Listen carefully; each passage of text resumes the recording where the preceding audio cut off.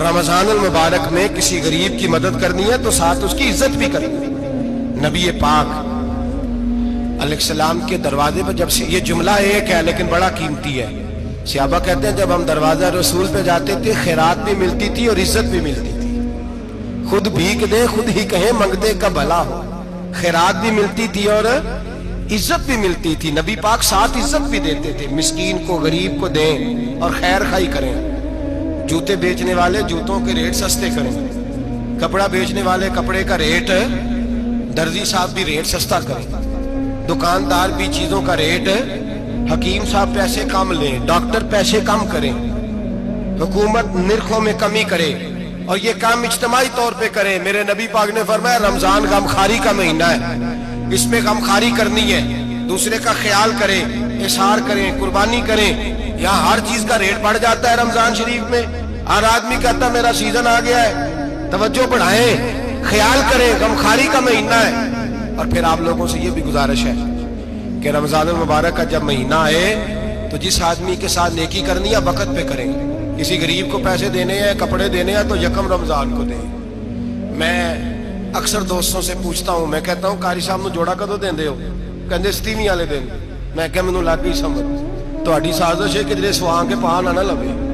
ایویں مولوی چودھری صاحب دے نال دے کپڑے پا لے تے کتے لکھیا ہے اینوں دینا ہے 27ویں؟ تسی دسو 27ویں والے دن کو درزی سی کے دیندا ہے؟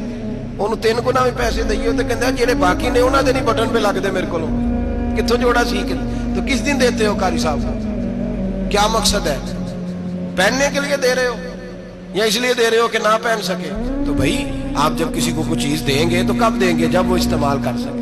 غریب کو لوگ فطرانہ دینے جاتے ہیں عید سے 1 دن پہلے، تو کیا کرے گا اس کا؟ نہ تو کپڑے خرید سکا نہ روٹی لا سکا، بلکہ میرے حضرت صاحب فرماتے ہیں رمضان سے پہلے دے دو، رمضان کی نیت کر کے رمضان سے 1-2 دن پہلے دے دو، اللہ رمضان جتنا ثواب ہی عطا فرمائے گا۔ رمضان سے پہلے دو جس کو کچھ ہے دن، قبل از وقت تیاری کرو۔ اور میرے قبلہ صاحب فرمایا کرتے اپنے کپڑے بعد میں، غریب کے بچوں کے کپڑے پہلے، اپنے گھر کی ضروریات بعد میں، غریبوں کی ضروریات، اس لیے کہ اللہ پاک نے ان کا رزق بھی ہمارے گھر بھیج دیا۔ ہماری ڈیوٹی لگائی ہے کہ تم نے بانٹنے والے بنو، اور یہ ذہن بنائے کہ پتہ نہیں کس کا حصہ تھا جو اللہ نے میرے گھر بھیجا، یہ ذہن بنا کے بانٹ۔ اور جس کو دینے جائیں، ہاں آپ کو اجازت ہے تھوڑا بہت پتہ کرنے کی، لیکن تھوڑا بہت تفتیش کرنے کی اجازت، بال کی کھال اتارنے کی اجازت۔ میں نے دیکھا ہے لوگ غریبوں کا انٹرویو لیتے ہیں، تیرا تو فلانا کمانے والا نہیں، تیرا تو فلاں بچہ، او بھائی بہت سارے غریب ایسے ہیں، بڑے ہیں جو کمانے کی کوشش کرتے ہیں لیکن ان کا سبب نہیں بنتا۔ ہاں ہیں ایسے لوگ جو سعودی عرب چلے گئے ہیں، کہتے ہیں تیرا تو فلاں باہر نہیں گیا، ہے گیا ہے، لیکن سارے سعودی عرب جانے والے بھی مال کمانے کی طاقت نہیں رکھتے۔ کئی وہاں بھی بیٹھ کے بیچارے قرضوں میں الجھے ہوئے ہیں، وہاں والوں کے ظلم کا شکار ہے، بہت ساری آزمائشوں میں۔ تو تفتیش عطا فرماتا ہے، تو نیت دیکھ تیری کس طرح کی۔ تو میرے بھائی غریب کو دیں، قبل از وقت دیں۔ رمضان مبارک میں چوتھا کام، بعد آخری اور چوتھا کام سنیں، رمضان میں دین سیکھیں۔ شیطان قید ہوتا ہے زیادہ سے زیادہ، اور جب آدمیوں کا پیٹ خالی ہوتا ہے نا تو ذہن جو ہوتا ہے نا وہ بھی اس کا فریش ہوتا ہے۔ اس میں کوشش کریں دین سیکھنے کی۔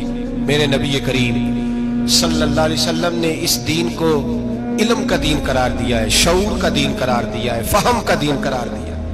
نبی پاک صلی اللہ علیہ وسلم نے فرمایا ایک عبادت کرنے والا عشاء کے بعد کھڑا ہو اور فجر تک نماز پڑھتا رہے، ایک عالم دین عشاء پڑھ کے سو جائے، اٹھ کے فجر پڑھ لے، تو وہ 70 عبادت کرنے والوں کا درجہ زیادہ نہیں، عالم کا درجہ پھر بھی زیادہ ہے، اس عالم دین کا درجہ زیادہ ہے، اس لیے کہ وہ لوگوں کو آگاہی دیتا ہے، شعور بخشتا ہے۔ یہ دین جو ہے یہ، اور نبی پاک صلی اللہ علیہ وسلم نے فرمایا عبادت کرنے والے پر عالم کا درجہ اتنا ہی زیادہ ہے جتنا میرا درجہ اپنے غلاموں پر زیادہ ہے۔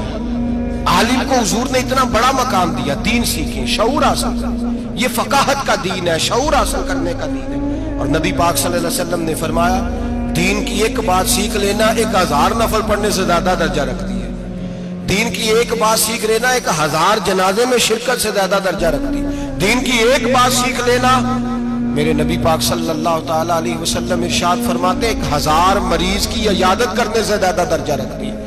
فرمایا جس نے رات کے ایک لمحے میں دین کی ایک بات سیکھی اللہ اسے ساری رات عبادت کرنے سے زیادہ ثواب عطا فرمائے گا۔ میرے ارشا فرمایا کرتے جب سیکھنے والے کو یہ ثواب ملے گا تو بتائیے سکھانے والے کو کتنا ثواب ملے گا، اسے اللہ کتنا درد۔ رمضان آ رہا ہے، شیطان قید ہے، دین پھیلانے کی کوشش کریں، جد و جہد کریں۔ بڑی نیند آتی ہے فجر پڑھ کے، لیکن اگر کسی کا ارادہ بن جائے کہ دین سیکھنا بھی ہے اور دین بچوں کو، تو پھر کوئی نیند غلبہ۔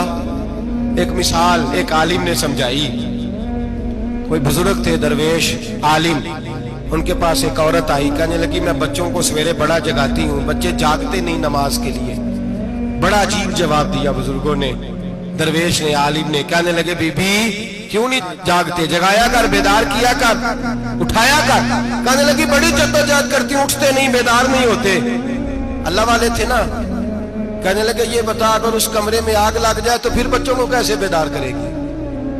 آگ سے بچانے کے لیے کیا کرے گی؟ پھر تو بالوں سے پکڑ بھی گھسیٹنا پڑا تو گھسیٹ کے کمرے سے لاؤں گی، پھر تو چوٹیں لگتی ہیں تو لگ جائے، پھر میں پرواہ نہیں کروں گی۔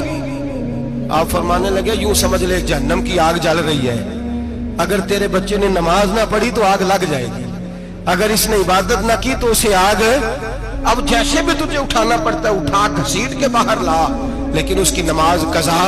نیند بڑی آ رہی ہے سویرے، لیکن اگر دین نہ سیکھا تو مشکل ہو جائے گی۔ جیسے بھی اپنے آپ کو جگانا چاہیے، ہمت کرنی چاہیے، دلیری کرنی چاہیے۔ ہمیشہ مدحت خیر الانام میں گزرے، دعا ہے یہ عمر درود و سلام میں گزرے۔ آخر